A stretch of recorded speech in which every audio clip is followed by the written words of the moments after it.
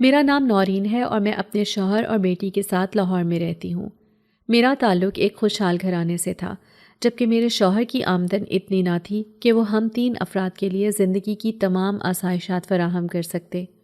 اسی لیے میں نے ان کا ساتھ دینے کا فیصلہ کیا اور ایک پرائیویٹ اسکول میں پڑھانے لگی۔ میری بیٹی حور عین، جس کی عمر 3 سال تھی، وہ بھی میرے ساتھ ہی اسکول جاتی تھی۔ شروع میں مجھے پریشانی کا سامنا کرنا پڑا، لیکن جلدی ہماری روٹین ٹھیک ہو گئی۔ میرے میاں ہم دونوں کو اسکول چھوڑ کر اپنے آفس چلے جاتے۔ زندگی بہت مزے میں نہ سہی، لیکن بہرحال سکون سے گزر رہی تھی۔ 5 سال قبل جب عمران سے میری شادی ہوئی تھی تو میں بہت خوش تھی، کیونکہ یہ اکلوتے بیٹے تھے۔ میری نندیں شادی شدہ تھیں، سو مجھے امید تھی کہ میری ساس میرے ساتھ روایتی ساسوں والا سلوک نہیں کریں گی۔ میری امیدوں کے عین مطابق انہوں نے شادی پر خوب ارمان نکالے اور میرے خوب لاڈ اٹھائے گئے۔ میں ہواؤں میں اڑ رہی تھی، مارے خوشی کے میرے پاؤں زمین پر نہ لگتے تھے۔ لیکن میری ساس نے جلد ہی مجھے اس دنیا میں واپس کھینچ لیا، جہاں ہر چھوٹی چھوٹی بات پر روک ٹوک، تانا زنی اور بات بڑھنے پر گالم گلوچ کا سلسلہ عام تھا۔ یہ سب کچھ میرے لیے حیران کن تھا، کیونکہ میں اپنے گھر میں سب کی لاڈلی تھی اور سب کاموں میں ماہر سمجھی جاتی تھی۔ میں نے کئی سال شوقیہ ٹیچنگ بھی کی تھی اور میری شکل و صورت، طور طریقے اور خوش اخلاقی کے باعث میں ہر جگہ لوگوں کے دل میں اپنے لیے عزت اور محبت سے جگہ بنا لیتی تھی۔ لیکن میں اپنی شادی شدہ زندگی میں اپنی ساس کے ہاتھوں بری طرح مسترد ہوئی تھی۔ انہوں نے مجھے ہر چھوٹی چھوٹی بات پر ٹارچر کرنا شروع کر دیا۔ پہلے دن سے ہی میرے ہر کام میں کیڑے نکالنے شروع کر دیے اور مجھے سنبھلنے کا موقع بھی نہیں مل سکا۔ میں جو شادی سے پہلے اتنی بہادر، صحت مند اور زندگی سے بھرپور لڑکی تھی، شادی کے بعد چند مہینوں میں ہی سوکھ کر کانٹا ہو گئی۔ میرے سسرال میں لوگ میری ساس کے بارے میں چہ میں گویاں کرنے لگے۔ میرے میکے میں بھی سب مجھ سے پوچھتے کہ کیا ہوتا جا رہا ہے تمہیں؟ میں انہیں کیا بتاتی؟ مجھے تو خود کچھ سمجھ نہیں آتی تھی کہ میرے ساتھ ہو کیا رہا ہے۔ میں جو گھر پر راج کرنے کی خواہش لے کر آئی تھی، نوکرانی سے بڑھ کر حیثیت نہیں دی گئی مجھے۔ جب بھی ساس مجھے کسی بات پر روکتی، میں اپنے کمرے میں آ کر رونا شروع کر دیتی۔ ان کا خیال تھا کہ اس طرح وہ مجھ پر اپنا رعب قائم رکھیں گی۔ ان کا رعب تو مجھ پر قائم رہا، لیکن میرے دل سے ان کے لیے عزت اور احترام ختم ہو گیا۔ زندگی مشکل ہو گئی تھی۔ لگ رہا تھا باقی زندگی اسی جہنم میں گزرے گی۔ اس کی ایک وجہ تو یہ بھی تھی کہ میں نے خود اپنی ساس کی باتیں سنی تھیں۔ میری ایک شادی شدہ نند، جس کا دل اپنے گھر میں کم اور ہمارے گھر زیادہ لگتا تھا، وہ آج بھی میری ساس کے پاس بیٹھی اپنے شوہر کے دکھ رو رہی تھی کہ میرا خیال نہیں رکھتا، نہ ہی خرچہ دیتا ہے، بلکہ کہتا ہے کہ تم نے پیسوں کا کرنا ہی کیا ہوتا ہے، سب ضرورتیں پوری تو ہو رہی ہیں۔ اس کے اتنا کہنے کی دیر تھی کہ میری ساس کو تو غصے سے پسینے آنے لگ گئے کہ اس کی اتنی جرت کیسے ہوئی کہ وہ تمہیں صرف 2 وقت کی روٹی دے کر ٹرخائے۔ تم اس سے ماہانہ خرچ لو، چاہے کم ہی دے لیکن ضرور لیا کرو۔ ایک یہ ہمارے گھر پتہ نہیں کہاں سے یہ بلا آ گئی ہے جو کچھ بھی نہیں چھوڑتی۔ کپڑا، جوتی، باہر کے کھانے، سب کچھ گھر بیٹھے بٹھائے ملتا ہے، پھر بھی اس کے رونے دھونے ختم نہیں ہوتے۔ ابھی کل ہی کی بات ہے، میں نے بس اس سے یہ کہا کہ اتنا صرف استعمال کرتی ہو، کپڑے پھر بھی صاف نہیں دھلتے تم سے۔ لو بھائی، محترمہ کو اتنی بری لگی میری بات کہ فوراً اٹھ کر اپنے کمرے میں چل دی۔ میں نے بھی دوبارہ منہ نہیں لگایا۔ کون سا میں مری جا رہی ہوں جو اس سے بات نہ ہوئی تو قیامت آ جائے گی۔ میں نے جب اپنے کانوں سے یہ باتیں سنی تو میرا دل بہت دکھا تھا، اور اس دن کے بعد میں نے اپنی ساس کی چھوٹی چھوٹی باتوں کو دل سے لگانا چھوڑ دیا۔ میں کوشش کرتی تھی کہ بس اپنے کام سے کام رکھوں، لیکن دن میں کوئی نہ کوئی بات ایسی ہو ہی جاتی تھی کہ لڑائی شروع ہو جاتی تھی۔ آج بھی یہی ہوا تھا۔ میں سالن ٹھیک ٹھاک بنا کر گئی تھی۔ عمران آج گھر آنے والے تھے تو سوچا ذرا اچھے سے اپنے شوہر کو ویلکم کروں، لیکن مجھے نہیں معلوم تھا کہ میں اپنے کمرے میں جاؤں گی تو سالن میں نمک تیز کر دیا جائے گا۔ عمران جب گھر آئے تو میں نے کھانا گرم کر کے ان کے آگے رکھا۔ انہوں نے ابھی پہلا لقمہ ہی لیا تھا کہ انہیں ایک شدید جھٹکا لگا، لیکن وہ کچھ کہے بغیر کھانا کھاتے رہے اور اس چیز کا احساس بھی نہ دلایا کہ سالن میں نمک تیز ہے۔ وہ کھانا کھا کر سونے کے لیے چلے گئے، اور بعد میں جب میں، میری ساس اور نند کھانے کے لیے بیٹھے تو مجھے پہلے نوالے میں ہی احساس ہو گیا کہ یہ میرے ساتھ کیا گیا ہے۔ میں نے اپنی ساس کی طرف دیکھا تو وہ منہ بنائے بیٹھی تھی۔ انہوں نے کھانا چھوڑ دیا تھا۔ میں نے ان کے غصے کی پرواہ کیے بغیر اپنا کھانا ختم کیا اور جب جانے لگی تو وہ بولنا شروع ہو گئیں۔ مجھے اس رد عمل کی توقع نہیں تھی کیونکہ عموماً وہ عمران کی موجودگی میں مجھے کم ہی کچھ کہا کرتی تھی، لیکن آج انہیں شاید اس بات پر غصہ تھا کہ عمران چپ چاپ کھانا کھا کر چلے گئے ہیں اور انہوں نے مجھے کچھ بھی نہیں کہا، حالانکہ وہ کھانے کے معاملے میں بہت احتیاط کرتے ہیں۔ میری ساس کو غالباً اسی بات کا غصہ تھا کہ عمران نے مجھے کسی قسم کا کوئی طعنہ نہیں دیا تھا اور وہ خاموشی سے سالن کھاتے رہے تھے۔ مجھے اپنی ساس کی آواز اس وقت دنیا کی بدصورت ترین آواز لگ رہی تھی، کیونکہ وہ مدھم آواز میں مجھے گالیاں دینا شروع ہو چکی تھی۔ وہ اپنا سارا غصہ مجھے کوس کر نکالنا چاہتی تھی، لیکن میں آج ان کے پاس بیٹھ کر باتیں سننے کے موڈ میں نہیں تھی، اسی لیے میں نے انہیں نظر انداز کیا اور آرام سے کچن سمیٹنے لگ گئی۔ تھوڑی دیر بعد میرے کانوں میں نند کی آواز پڑی، جو کہ اپنی ماں سے کہہ رہی تھی، آپ کیوں بول رہی ہیں؟ انہیں تو پرواہ بھی نہیں ہے آپ کی۔ بھائی بھی کچھ کہے بغیر اٹھ کر چلا گیا ہے۔ میں نے خاموشی سے یہ بات بھی سن لی اور اپنے کام ختم کرنے میں لگی رہی، لیکن میں ایک بات طے کر چکی تھی کہ اب مزید ان کے طنز برداشت نہیں کرنے، چاہے جو بھی ہو۔ اکلوتا بیٹا ہے عمران، تو کیا ہوا؟ اگر مجھے انہیں لے کر الگ ہونا پڑا تو ہو جاؤں گی، کیونکہ اب مزید یہاں رہنا خود پر ظلم کرنے کے مترادف ہے۔ لیکن یہ صرف میری خام خیالی ہی ثابت ہوئی تھی، کیونکہ عمران اپنی ماں سے الگ نہیں ہونا چاہتے تھے۔ ویسے بھی ہمارے گھر ایک ننھا مہمان آنے والا تھا، وہ اس لیے بھی چاہتے تھے کہ میں ابھی ان چیزوں کی پرواہ نہ کروں اور کوشش کروں کہ امی کو جو باتیں بری لگتی ہیں ان سے گریز کروں، لیکن یہ سب اتنا آسان نہیں تھا۔ جب عورت ماں بننے کے عمل سے گزرتی ہے تو جسم پہلے ہی اتنی پیچیدگیاں برداشت کر رہا ہوتا ہے، اس پہ آپ سارا دن جلی کٹی باتیں سنتے رہیں تو مثبت کیسے سوچ سکتے ہیں؟ یہی میرے ساتھ بھی ہوا۔ میرا 7واں مہینہ بہت مشکل سے گزرا۔ وجہ یہ تھی کہ اب ذرا سی بھی بات میری ساس سے برداشت نہیں ہوتی تھی۔ میری ڈیلیوری کے دن قریب آئے تو میری نند اپنے شوہر سے لڑ کر ہمارے گھر آ گئی۔ اس کی ایک بیٹی بھی تھی جو نانی نے حد درجہ لاڈ پیار دے دے کر بگاڑی ہوئی تھی، جسے بڑے چھوٹے کی تمیز ہی نہ تھی، وہ ہر ایک پر ہاتھ اٹھاتی تھی۔ بات یہیں تک رہتی تب بھی ٹھیک تھا، لیکن اب وہ حد سے بڑھ رہی تھی۔ سارا دن میرے کمرے میں گھسی رہتی، میرا میک اپ، لوشن، کریم سب کچھ خراب کر کے رکھ دیا۔ اب جیولری کے پیچھے پڑ گئی تھی۔ کسی چیز سے منع کرتی تو وہ اتنی شدت سے روتی تھی جسے پتہ نہیں کیا ہو گیا ہو، اور پھر میری شامت آ جاتی تھی۔ حالانکہ مجھے بچے پیارے لگتے تھے اور میں کوشش بھی کرتی تھی کہ اس سے ذرا پیار سے بات کروں، لیکن یہ ہر روز ممکن نہیں ہوتا تھا، کیونکہ وہ روزانہ کوئی نیا تماشا کر کے بیٹھ جاتی تھی۔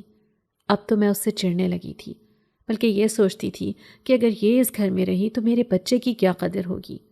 میری ساس تو مجھ سے اتنی نفرت کرتی ہیں، نہ جانے اپنے پوتا یا پوتی سے محبت کریں گی یا انہیں بھی میری اولاد ہونے کی وجہ سے دھتکار دیا جائے گا۔ خیر، اسی قسم کی منفی سوچوں نے میرا دماغ خراب کر دیا تھا۔ آج صبح سے ہی میری طبیعت خراب تھی۔ میں نے عمران کو اس لیے نہیں بتایا کہ وہ پریشان ہوں گے۔ رات ساری تکلیف میں گزری اور صبح فجر کی اذان کے وقت اللہ نے مجھے پیاری سی بیٹی عطا کر دی۔ میں بہت خوش تھی۔ عمران بھی آ گئے تھے، وہ بھی پھول سی بیٹی دیکھ کر بہت خوش ہوئے۔ اگر ایسے خوشی کے موقع پر بھی کوئی خوش ہونے کی بجائے آپ پر طنز کرے تو پھر آپ اس سے ہمیشہ کے لیے بدظن ہو جاتے ہیں۔ یہی کچھ میرے ساتھ بھی ہوا۔ میرے ساس نے بچی میں نقص نکالنے شروع کر دیے کہ یہ تو تم جیسی ہے، اس کی ناک کس پہ چلی گئی؟ اب میں نے عمران کی طرف دیکھا کہ شاید وہ اپنی اولاد کے لیے کچھ بولیں گے، کیونکہ عمران جب بھی میری نند کی بیٹی کو کچھ کہتے تو وہ فوراً جواب دے دیتی تھی۔ لیکن عمران کی خاموشی نے مجھے مزید دکھی کر دیا، کیونکہ میں ان سے توقع کر رہی تھی کہ وہ اپنی بیوی کے لیے نہ صحیح، کم از کم اپنی اولاد کے لیے تو بولیں گے۔ لیکن یہاں ایسا کچھ نہیں ہوا۔ میرے ذہن میں یہ بات پختہ ہوتی گئی کہ اب مجھے مزید اپنی ساس کے ساتھ نہیں رہنا، کیونکہ اس صورت میں میری اولاد کو بھی وہی سب کچھ برداشت کرنا پڑے گا جو میں نے کیا ہے۔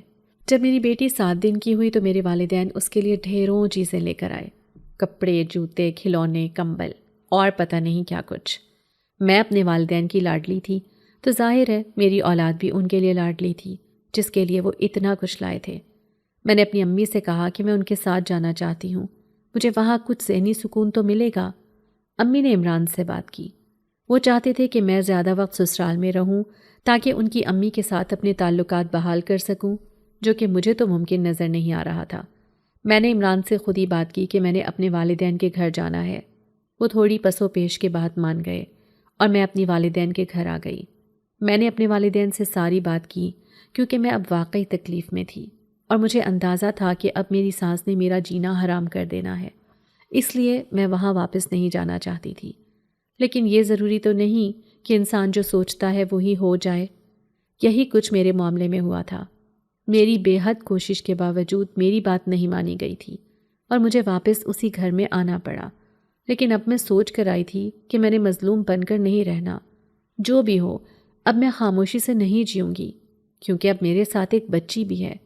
اگر میری اولاد کو کوئی طنز کا نشانہ بنائے گا تو میں جواب دوں گی۔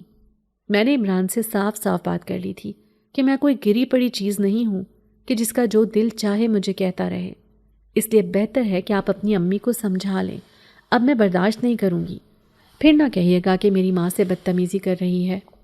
میں نے دو ٹوک لہجے میں عمران سے بات کی تھی اور انہوں نے جواب میں صرف خاموشی اختیار کی تھی، جس سے مجھے اندازہ ہو گیا تھا کہ وہ کبھی بھی میرا ساتھ نہیں دیں گے۔ اسی لیے مجھے خود ہی اپنے لیے کوشش کرنی پڑے گی۔ آج تیسرا دن تھا کہ میری ساس نے میرا کھانا پینا الگ کر دیا تھا۔ ان کا کہنا تھا کہ جب میرے حساب سے نہیں چلنا تو کیا فائدہ ساتھ رہنے کا۔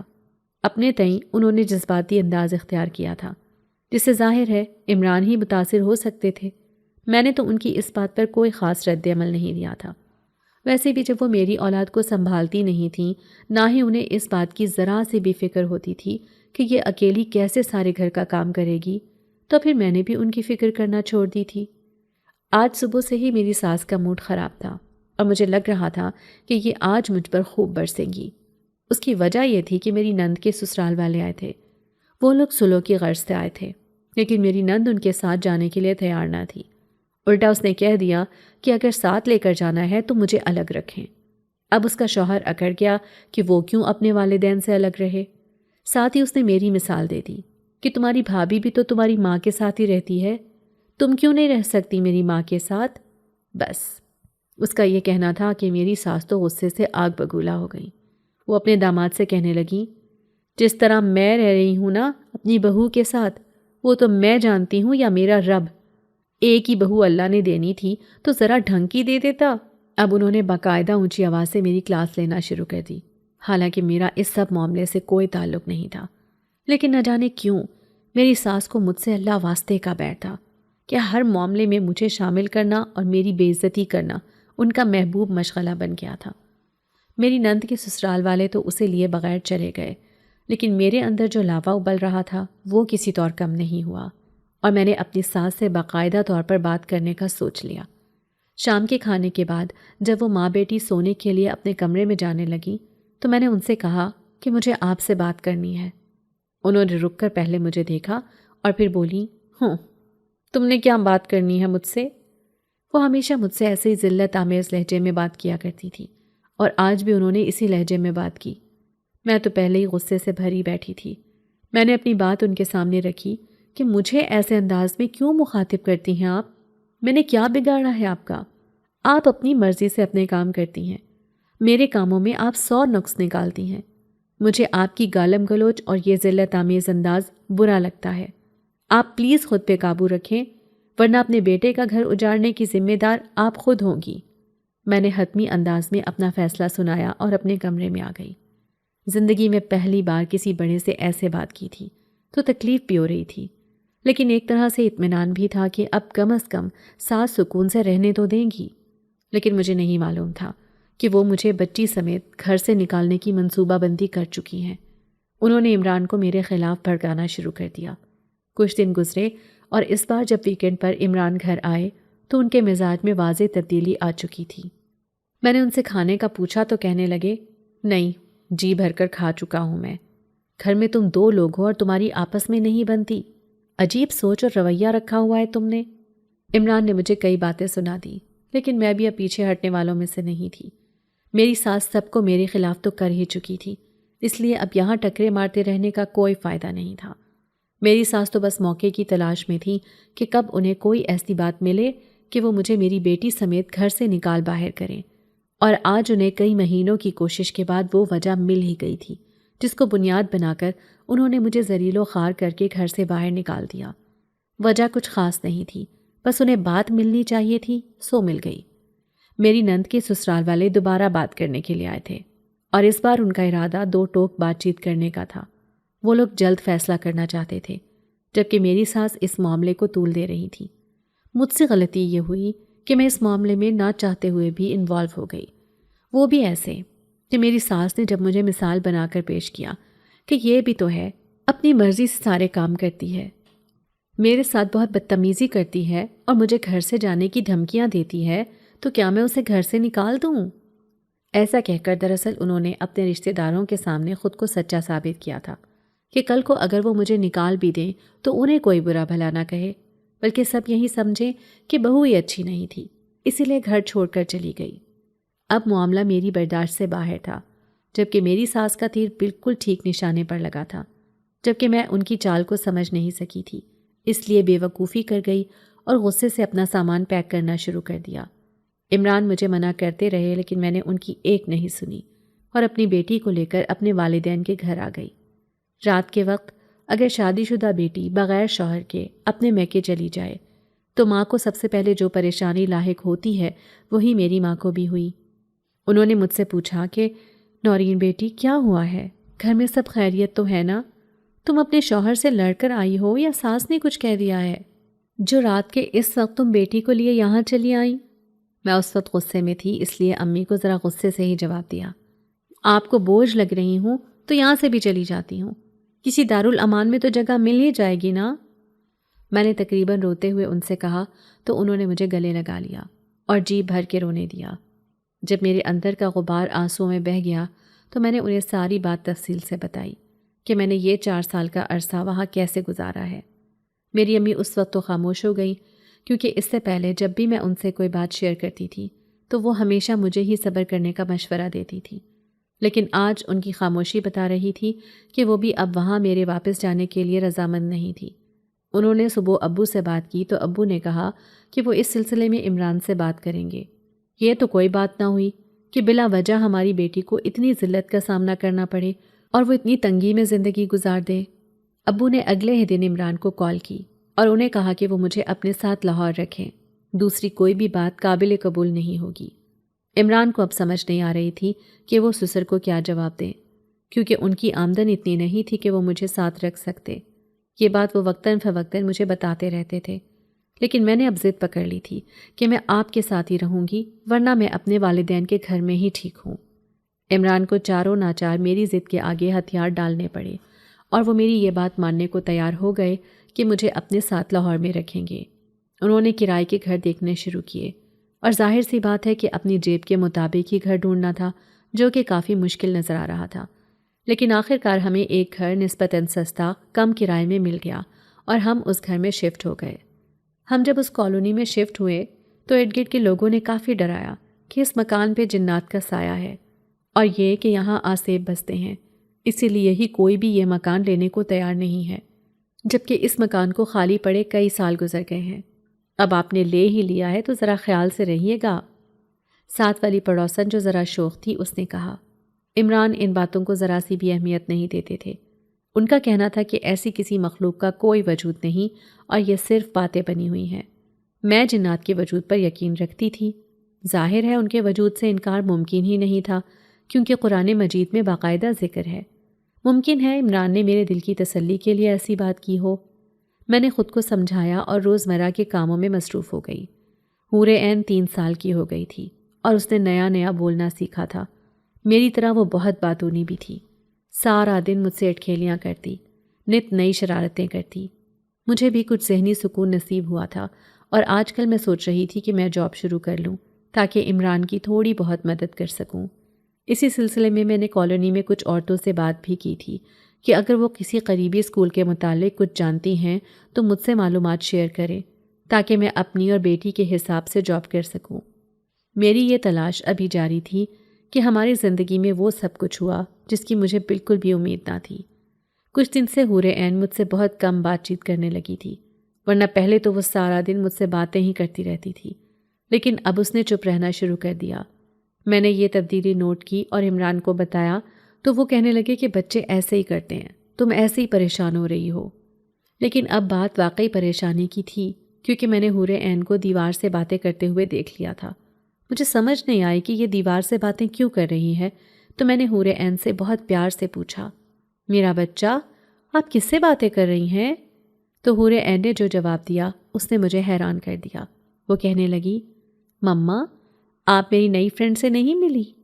دیکھیں تو اس کے بال کتنے خوبصورت ہیں، بالکل میری گڑیا جیسے۔ میں اس کی بات سن کر ہکا بکا رہ گئی، کیونکہ میرے سامنے وہاں صرف خالی دیوار موجود تھی، اس کے علاوہ اور کوئی بھی وہاں موجود نہ تھا۔ میں نے سوچا کہ عمران سے بات کروں، لیکن وہ تو ایسا کچھ سننے کے لیے تیار ہی نہیں تھے، بلکہ انہوں نے مجھے کہا بھی کہ بس تمہارا وہم ہے، بچے تو ایسے ہی کھیلتے ہیں، حور عین جو کچھ کارٹونز میں دیکھتی ہے ویسا ہی کرنے کی کوشش کرتی ہے، بس یہی ساری بات ہے، تم ایسے ہی پریشان ہو رہی ہو۔ عمران نے مجھے سمجھایا تو میری فکر کم ہوئی، لیکن اب میں نے سوچ لیا تھا کہ میں اس پہ مکمل نظر رکھوں گی، اور میں نے ایسا ہی کیا۔ کچھ دن بعد حور عین واش روم کے سامنے کھڑی کسی سے باتیں کر رہی تھی۔ مجھے ایک سایہ نظر تو آیا، لیکن میں اس کی شکل صاف نہیں دیکھ سکتی تھی۔ جیسے ہی میں نے حور عین کو ایک سائے کے ساتھ باتیں کرتے دیکھا، میرے اوسان خطا ہو گئے، اور مجھے اپنی کالونی کی تمام عورتیں سچی لگنے لگیں جنہوں نے مجھے کسی آسیب کی موجودگی کے بارے میں بتایا تھا۔ میں نے تقریباً چلاتے ہوئے حور عین کو مخاطب کیا تھا اور اسے وہاں سے لے کر اپنے کمرے میں چلی گئی تھی۔ میں سارا دن اسے اپنے گلے سے لگائے کمرے میں بیٹھی رہی اور روتی رہی۔ وہ معصوم سی بچی کیا جانے کہ وہ کس سے باتیں کر رہی ہے اور اسے کسی قسم کا نقصان بھی پہنچ سکتا ہے۔ ہم ماں بیٹی کتنے ہی گھنٹے یوں ہی بیٹھی رہی تھی۔ میں نے عمران کو بھی کال کی اور وہ ہمیشہ کی طرح اسے میرا وہم سمجھ کر ٹالتے رہے، لیکن آج وہ آفس سے جلدی واپس آ گئے تھے اور ہمیں گھمانے کے لیے باہر لے گئے تاکہ ہمارا ذہن فریش ہو سکے، لیکن میرے دماغ سے وہ سایہ نکل نہیں رہا تھا۔ میں نے سوچا کہ اس معاملے میں حور عین سے بات کرنی چاہیے، تاکہ اگر وہ کچھ جانتی ہے تو مجھے بتائے، تاکہ میں اسی حساب سے یہاں رہنے کا فیصلہ کروں۔ میں نے حور عین سے پوچھا کہ آپ کی فرینڈ کا نام کیا ہے؟ تو وہ کہنے لگی کہ مما اس کا نام فاطمہ ہے، اور وہ بھی ہماری طرح مسلمان ہے۔ وہ بہت پیاری ہے، بالکل میری گڑیا کی طرح، لیکن وہ اپنے والدین سے بچھڑ گئی ہے۔ وہ کہتی ہے کہ اس کے والدین اپنے پورے قبیلے سمیت یہاں سے ہجرت کر گئے تھے، لیکن یہ یہاں ہی رہ گئی۔ وہ اب اپنے والدین کو یاد کر کے بہت روتی ہے اور مجھے کہتی ہے کہ تم اپنی مما سے بات کرو، ہو سکتا ہے وہ اس مسئلے کا کوئی حل نکال لیں۔ میں نے حور عین سے پوچھا کہ وہ مجھے کہاں مل سکتی ہے، تو وہ کہنے لگی کہ مما آج تو آپ اسے مجھ سے بات کرتے ہوئے دیکھ کر خوفزدہ ہو گئی تھی، اور مجھے لگتا ہے کہ وہ بھی آپ کو دیکھ کر ڈر گئی تھی، اسی لیے چھپ گئی ہے۔ آج کتنے دن سے ہماری کوئی بات نہیں ہوئی مما۔ حور عین نے مجھے بتایا تو میں نے اس سے کہا کہ وہ اسی دیوار کے آگے کھڑے ہو کر اس کا نام پکارے، ہو سکتا ہے فاطمہ اس کی آواز سن کر سامنے آ جائے۔ حور عین نے کہا، ٹھیک ہے مما، میں ایسا ہی کرتی ہوں۔ اتنی دیر میں میں اپنا ذہن بنا چکی تھی کہ جلد ہی میری ملاقات ایک جنزادی سے ہونے والی ہے۔ اگر 3 سال کی چھوٹی سی بچی ایک جنزادی سے نہیں ڈرتی بلکہ اس نے اسے دوست بنا رکھا ہے، تو میں تو پھر اس 3 سالہ بچی کی ماں ہوں۔ میں نے خود کو سمجھایا اور فاطمہ کے ظاہر ہونے کا انتظار کرنے لگی۔ کچھ ہی دیر گزری تھی کہ مجھے حور عین کے ہنسنے کی آواز آئی۔ یقیناً وہ فاطمہ سے باتیں کر رہی ہے، میں نے دل میں سوچا، اور ان 2 دوستوں کے درمیان دخل اندازی کرنے کی اجازت مانگی۔ میں نے اس جنزادی کو جس کا نام فاطمہ تھا پکارا اور اسے کہا، میری بچی، کیا میں آپ کو دیکھ سکتی ہوں؟ یہ سننا تھا کہ سنہرے بالوں والی ایک خوبصورت سی بچی جس کی آنکھیں روشن تھیں وہ میرے سامنے آ کر کھڑی ہو گئی۔ میں نے اسے سر سے پاؤں تک دیکھا، وہ کہیں سے بھی ایک جنزادی نہیں لگ رہی تھی، اور اس کی عمر بھی لگ بھگ میری حور عین جتنی ہی تھی۔ میں نے اس سے پوچھا کہ وہ یہاں کب سے رہ رہی ہے، تو وہ کہنے لگی کہ 1 سال سے زیادہ ہو گیا ہے۔ یہ بلڈنگ بننے سے پہلے یہاں ایک وسیع میدان تھا جس میں بے شمار درخت لگے ہوئے تھے۔ میں اپنے والدین کے ساتھ یہیں رہتی تھی۔ پھر وقت بدلا اور کچھ انسانوں کو یہ ویران جگہ آباد کرنے کی سوچی، اور انہوں نے بہت سے درخت کاٹ ڈالے۔ کالونی بنانے پر کام شروع ہوا۔ نتیجتاً ہمیں یہاں سے کہیں اور جانا تھا، لیکن میں یہ جگہ نہیں چھوڑ سکتی تھی کیونکہ یہاں میری بہت سی خوبصورت یادیں تھیں، اور اسی لیے میں نے اپنی امی جان سے کہہ دیا تھا کہ جو بھی ہو جائے میں یہ جگہ نہیں چھوڑوں گی۔ جس شام ہمیں یہاں سے جانا تھا اس شام میں اپنے والدین سے چھپ کر بیٹھ گئی۔ میرے والدین اپنے بڑوں سمیت یہاں سے چلے گئے تو میں باہر نکل آئی۔ ارد گرد کوئی بھی نہیں تھا، نہ ہی کوئی انسان، نہ ہی کوئی جن۔ میں بہت پریشان ہوئی، لیکن اب کچھ نہیں ہو سکتا تھا، کیونکہ میرے پاس ایسا کچھ بھی نہیں ہے کہ میں اپنے قبیلے کو ڈھونڈ سکوں۔ اتنا کہہ کر وہ چھوٹی گڑیا سی جنزادی رونے لگی۔ میں نے اسے روتے ہوئے دیکھا تو پوچھا کہ تمہارے پاس اپنے والدین کی دی ہوئی کوئی چیز تو ہوگی جس سے تم ان تک پہنچ سکو، کوئی انگوٹھی، کوئی کاغذ، کوئی نشانی جس کی مدد سے تم کسی اپنے کو یہاں بلا سکو، یا کم از کم ان لوگوں کو تمہاری یہاں موجودگی کا علم ہی ہو سکے۔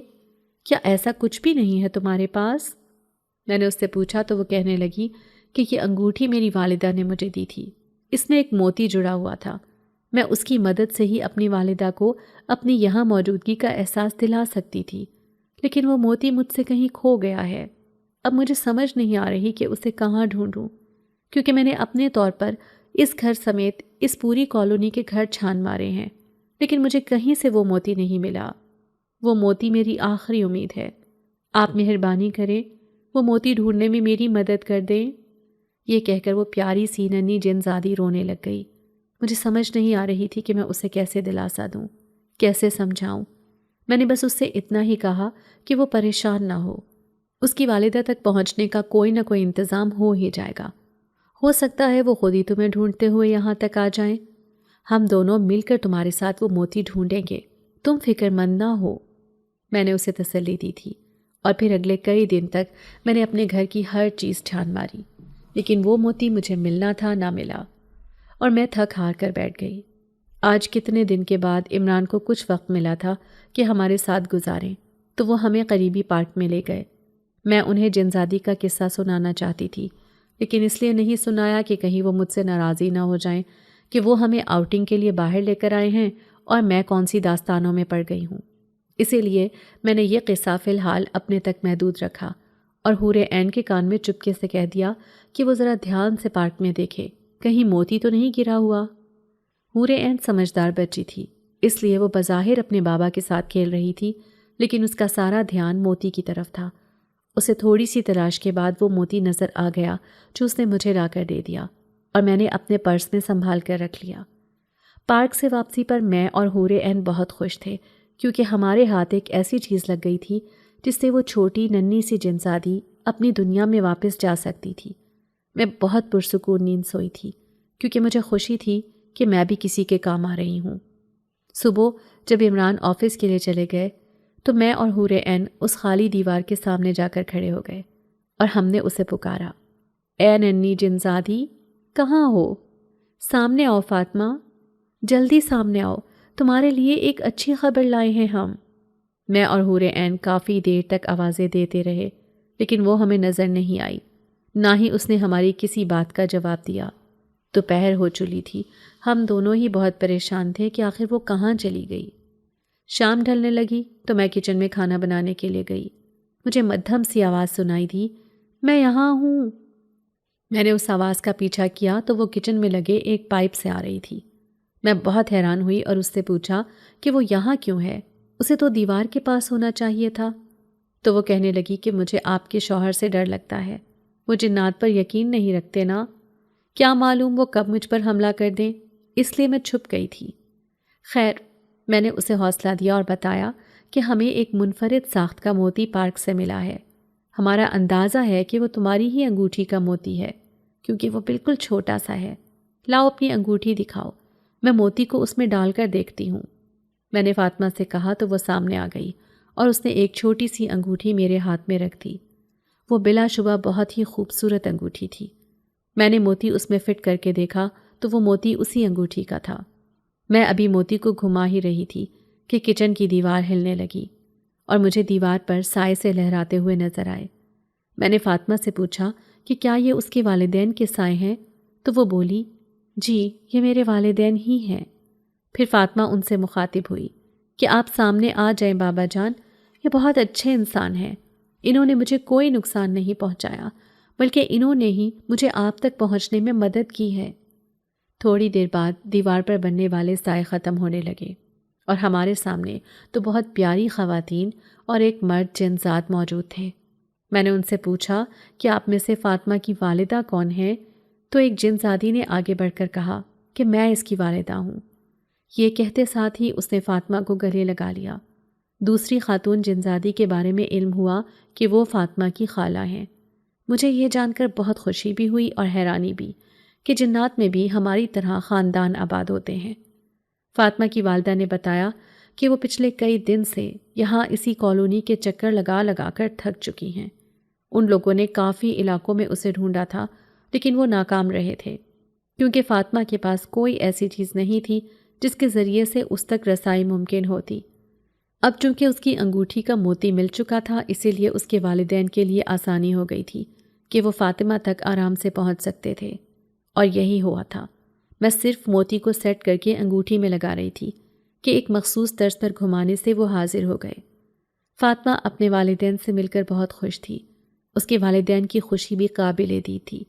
وہ مجھ سے اجازت لینا چاہتے تھے تاکہ فاطمہ کو اپنی دنیا میں لے جائیں، لیکن میں نے ان سے درخواست کی کہ وہ ابھی 1-2 دن یہیں رہیں ہمارے پاس۔ فاطمہ کے بابا جان بولے، بہن، آپ ہمیں یہاں کیوں روکنا چاہتی ہیں؟ بظاہر تو ہمیں ایسی کوئی وجہ نظر نہیں آتی کہ آپ ہمیں یہاں روکیں۔ میں نے ان سے کہا کہ میرے شوہر جنات پہ یقین نہیں رکھتے۔ میں چاہتی ہوں کہ ان کی یہ غلط فہمی دور کروں۔ اس کے علاوہ تو کوئی ایسی بات نہیں ہے۔ میرے شوہر عمران ویسے بھی پہنچنے ہی والے ہوں گے۔ میں بس یہ چاہتی ہوں کہ وہ جنات کی دنیا کو بھی ویسے ہی تسلیم کریں جیسے وہ انسانی دنیا کو مانتے ہیں، اور اس میں کچھ غلط بھی نہیں ہے۔ جب قرآن میں اللہ نے آپ لوگوں کا ذکر کر دیا تو پھر کیا یہ ضروری ہے کہ آپ لوگوں کا وجود چھٹلایا جائے؟ فاطمہ کے والد نے کہا، آپ کی بات بالکل ٹھیک ہے بہن۔ ہمارا تعلق تو ویسے بھی مسلمان جنات کے ایسے قبیلے سے ہے جو ویران مساجد کو اپنا مسکن بناتے ہیں اور اللہ کے گھروں کو آباد کرتے ہیں۔ ابھی بھی ہمارا قبیلہ ایک ایسی ہی مسجد میں ٹھہرا ہے جو شہر سے بہت دور ہے اور جہاں انسانوں کا گزر بہت ہی کم ہوتا ہے۔ خیر، میرا خیال ہے کہ آپ کے شوہر دروازے پہ پہنچ چکے ہیں۔ ہم آج کی رات آپ کی مہمان نوازی قبول کرتے ہیں۔ صبح فجر کی اذان کے ساتھ ہی ہم اپنے گھر کو لوٹ جائیں گے۔ امید ہے کہ ہم اپنا وجود منوانے کے قابل ہو جائیں گے۔ کچھ ہی دیر میں عمران گھر میں داخل ہوئے تو ایک دم بجلی بند ہو گئی۔ انہیں لگا کہ بجلی اپنی روٹین کے مطابق گئی ہے، لیکن ایسا نہیں تھا۔ یہ جنات کی شرارت تھی جو چاہتے تھے کہ ان کے وجود کو تسلیم کیا جائے، اور اسی مقصد کے لیے انہوں نے بجلی بند کر دی تھی تاکہ وہ عمران کو بتا سکیں کہ جنات کا وجود بھی ہے۔ لائٹ آئی تو دیوار پر ہیولے سے بننے لگے۔ عمران انتہائی حیرانی سے یہ سب منظر دیکھ رہے تھے، لیکن کچھ بول نہیں پا رہے تھے۔ تھوڑی دیر یہ سب ڈرامہ چلتا رہا اور ہم سبھی خاموشی سے یہ سب کچھ دیکھ رہے تھے۔ اتنے میں آواز آئی، عمران صاحب، ہمیں آپ سے بات کرنی ہے۔ عمران کی تو حالت ایسے تھی کہ کاٹو تو بدن میں لہو نہیں، ان کا رنگ پیلا پڑ گیا تھا۔ میرا اور حور عین کا ہاتھ پکڑ کر وہ بمشکل گھر کے بیرونی دروازے تک آئے تھے۔ ان کا ارادہ ہمیں لے کر گھر سے باہر نکلنے کا تھا، لیکن میں نے اپنا ہاتھ چھڑوا لیا اور ان سے کہا، عمران، گھبرانے کی کوئی بات نہیں ہے، یہ جنات ہمیں نقصان نہیں پہنچائیں گے۔ آپ اندر تو چلیں، ہم ان سے بات کریں گے، وہ ہمارے دوست ہیں، آپ پریشان نہ ہوں۔ دیکھیں، یہ وہی لوگ ہیں جن سے ہماری حور عین بات کیا کرتی تھی۔ میں نے آپ کو بتایا تھا نا کہ یہ کسی غیبی دوست سے بات کرتی ہے۔ یہی ان کے دوست ہیں اور یہ مسلمان جنات ہیں۔ آپ بے فکر رہیں، یہ ہمیں کوئی نقصان نہیں پہنچائیں گے۔ عمران کو تسلی اور دلاسا دے کر میں اندر لے کر آئی تو فاطمہ اپنے والدین کے ساتھ وہاں ہماری منتظر تھی۔ میں نے عمران کو مخاطب کر کے کہا، یہ دیکھیں عمران، یہ ننھی سی جنزادی ہے، بالکل ہماری حور عین کی ہم عمر ہے، اور اس کا نام فاطمہ ہے۔ اس کے والدین جب یہاں سے ہجرت کر گئے اور یہ اکیلی رہ گئی تو حور عین کے ساتھ اس کی دوستی ہو گئی، اور اب بہت مشکل سے ہم اس کے والدین تک پہنچے ہیں۔ فاطمہ کے والد نے کہا، عمران صاحب، ہم بھی بس آج کی رات یہاں آپ کے مہمان ہیں، صبح ہوتے ہی ہم یہاں سے چلے جائیں گے، اور آپ بے فکر رہیے۔ ہمارا ارادہ آپ کو تنگ کرنے یا ستانے کا ہرگز نہیں تھا۔ ہمیں آپ کی بیگم نے کہا کہ آپ کو جنات کے وجود پر شک ہے، اسی لیے بس ہم اپنا آپ تسلیم کروانا چاہتے تھے۔ آپ کی بیٹی نے ہماری بچی کا بہت ساتھ دیا، اس نے ہماری بیٹی کے دل کو بہلایا اور اس کے دل سے اداسی کے احساس کو کم کیا۔ اس کے لیے ہم آپ کے ہمیشہ شکر گزار رہیں گے، اور یہ ایک انگوٹھی آپ ہماری طرف سے بطور تحفہ رکھ لیجئے۔ آپ کو کبھی بھی کسی کام کے لیے ضرورت پڑے ہمیں یاد کر لیجیے گا، ہم حاضر ہو جائیں گے۔ رات گزرنے کا پتہ ہی نہیں چلا، ہم سب باتیں کرتے رہے۔ جنزادی کے والد نے عمران سے تفصیلی گفتگو کی اور انہیں اپنے نئے مسکن کی بابت بتایا۔ عمران نے اس جنزاد سے کہا کہ وہ ضرور اس مسجد میں جائیں گے جہاں ان جنات کا پورا قبیلہ رہتا ہے، اور ان کے قبیلے کے سردار سے بھی ملیں گے۔ باتوں ہی باتوں میں رات گزر گئی اور فجر کی اذانیں ہونے لگیں۔ جنزادی کے والد نے، اس کی والدہ اور خالہ نے اور جنزادی فاطمہ نے ہم سب سے اجازت لی اور ہمیں اپنے مسکن میں آنے کی دعوت دی۔ ہم نے ان سے وعدہ کیا کہ ہم ضرور آئیں گے۔ اس کے ساتھ ہی وہ پورا خاندان وہاں سے چلا گیا۔ فاطمہ کے جانے سے حور عین بہت اداس ہو گئی تھی۔ وہ بہت چپ چپ رہنے لگی تھی۔ میں کوشش کرتی تھی کہ اس کا دھیان پٹا سکوں، لیکن ناکام رہتی تھی، کیونکہ وہ اس کی چھوٹی سی دوست تھی۔ اتنے دنوں میں دوستی کا جو رشتہ ان دونوں کے درمیان قائم ہوا تھا، اسے اتنی جلدی نہیں بھلایا جا سکتا تھا۔ اس لیے میں نے حور عین پر زیادہ دباؤ بھی نہیں ڈالا کہ وقت کے ساتھ ساتھ وہ خود ہی بھول جائے گی۔ ابھی اس واقعے کو ایک ہی ہفتہ گزرا تھا کہ عمران نے ویکینڈ پر اس ویران مسجد میں جانے کا فیصلہ کیا جہاں جنات کا یہ قبیلہ آباد تھا۔ عمران مجھے اور حور عین کو ساتھ لے کر اس مسجد کی طرف چلے گئے۔ یہ سڑک واقعی بہت ویران تھی، یہاں سے بہت کم لوگوں کا گزر ہوتا تھا۔ ہم ظہر کی نماز کے بعد یہاں پہنچے تھے۔ مسجد کے داخلی دروازے پر پہنچے تو ہمارا استقبال بہت اچھے طریقے سے کیا گیا۔ فاطمہ کے والد ہمیں اس شاندار مسجد کے اندر لے کر گئے اور ہماری زندگی میں پہلی بار ہمیں کسی سردار جن سے ملاقات کرنے کا موقع ملا۔ جنات کے اس قبیلے کا سردار بہت بزرگ اور انتہائی نیک آدمی تھا۔ اس نے ہمیں بتایا کہ وہ پچھلے کئی سالوں سے ہماری کالونی والی جگہ پہ رہتے تھے، جو کہ پہلے ایک وسیع و عریض میدان تھا۔ اسے بعد میں رہائشی علاقے میں تبدیل کر دیا گیا تھا۔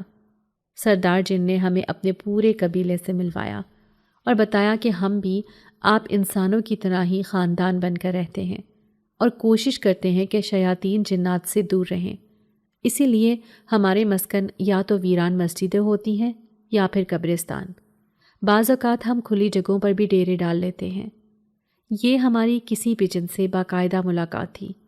عصر کے بعد ہم تینوں وہاں سے واپس آ گئے۔ آنے سے پہلے فاطمہ نے حور عین کو اپنی انگوٹھی بطور تحفہ دے دی تاکہ حور عین جب بھی اداس ہو تو وہ فاطمہ کو اس انگوٹھی کے ذریعے بلوا سکے اور دونوں سہیلیوں کو آپس میں کھیلنے اور کھل کر خوب باتیں کرنے کا موقع مل سکے۔ اس واقعے کو 20 سال گزر چکے ہیں۔ حور عین ڈاکٹر بن چکی ہے اور اس کا چھوٹا بھائی احمد آرمی میں ہے۔ میں نے تبھی ٹیچنگ شروع کر دی تھی۔ آج میں اپنے گھر میں بیٹھی ہوں۔ حور عین کی شادی طے ہو گئی ہے اور مجھے پتہ ہے کہ وہ اپنے بچپن کی سہیلی فاطمہ کو شادی پر ضرور بلوائے گی، کیونکہ یہ دونوں سہیلیاں ایک دوسرے کی دکھ سکھ کی ساتھی ہیں۔ میری توقع کے عین مطابق حور عین میرے پاس آئی اور مجھے کہنے لگی، مما مجھے فاطمہ کو بھی اپنی شادی میں بلوانا ہے، کیونکہ آپ کو تو معلوم ہے کہ وہ میری بیسٹ فرینڈ ہے، تو ظاہر ہے اپنی زندگی کی اتنی بڑی خوشی میں اس کے بغیر کیسے منا سکتی ہوں؟ ضرور بیٹا، فاطمہ آ سکتی ہے تو ضرور آئے۔ یہ تو اسے بھی معلوم ہے کہ تمہاری خوشی میں شامل ہونے کے لیے اسے اپنا آپ چھپانا پڑے گا، ورنہ لوگوں کا تو تمہیں پتہ ہے کتنی باتیں کرتے ہیں۔ جی مما، وہ اس چیز کا خیال رکھے گی۔ حور عین نے یہ کہا اور اپنی انگوٹھی گھمائی، جس کے گھماتے ہی حسب معمول فاطمہ ظاہر ہو گئی۔ دونوں دوستوں نے خوب باتیں کی اور حور عین نے اسے اپنی شادی کی ساری شاپنگ دکھائی۔ وہ دونوں ایسے بات کر رہی تھیں جیسے دونوں انسان ہی ہوں، اور فاطمہ نے بھی محسوس تک نہیں ہونے دیا کہ وہ جنزادی ہے۔ شادی نہایت آسان طریقے سے انجام پائی۔ شادی میں فاطمہ اور اس کے گھر والوں نے شرکت کی اور میری بیٹی حور عین کو ڈھیروں تحفے تحائف دیے۔ میری بیٹی اپنے گھر کی ہوئی۔ میری زندگی کی سب سے بڑی فکر ختم ہوئی۔ اللہ کے کرم سے حور عین اپنے گھر میں خوش ہے۔ میری زندگی بھی اب بہت پرسکون ہے۔ آج کل میں اپنے بیٹے کے لیے رشتے کی تلاش میں ہوں۔ فاطمہ کا آنا جانا لگا رہتا ہے۔ حور عین جب بھی اپنے گھر آتی ہے، یعنی اپنے میکے، تو وہ انگوٹھی گھماتی ہے اور فاطمہ کو بلا لیتی ہے۔ دونوں سہیلیاں جی بھر کر باتیں کرتی ہیں۔ اب تو فاطمہ کی شادی بھی ہونے والی ہے اس کے ہی قبیلے کے ایک نیک جنزاد کے ساتھ، وہی جنزاد جو اس کی خالہ کا بیٹا ہے، اس کی وہی خالہ جو سب سے پہلے حور عین کو تلاش کرنے کے لیے اس کے والدین کے ساتھ ہمارے گھر آئی تھیں۔ وہ جنزاد اس کی خالہ کا بیٹا ہے جس کے ساتھ فاطمہ کی شادی بھی طے پا گئی ہے۔ فاطمہ نے حور عین سے کہا ہے کہ جب اس کی شادی ہوگی تو وہ اسے بھی اپنے یہاں بلائے گی۔ ابھی تو حور عین نے کوئی فیصلہ نہیں کیا، لیکن اس کا ارادہ یہ ہے کہ وہ اس کی شادی میں ضرور جائے گی۔ میری زندگی بھی اب بہت پرسکون ہے۔ آج کل میں اپنے بیٹے کے لیے رشتے کی تلاش میں ہوں۔ فاطمہ کا آنا جانا بھی لگا رہتا ہے۔ حور عین اور فاطمہ دونوں اب بھی خوب باتیں کرتی ہیں اور ایک دوسرے کو اپنی اپنی دنیا کے قصے سناتی ہیں۔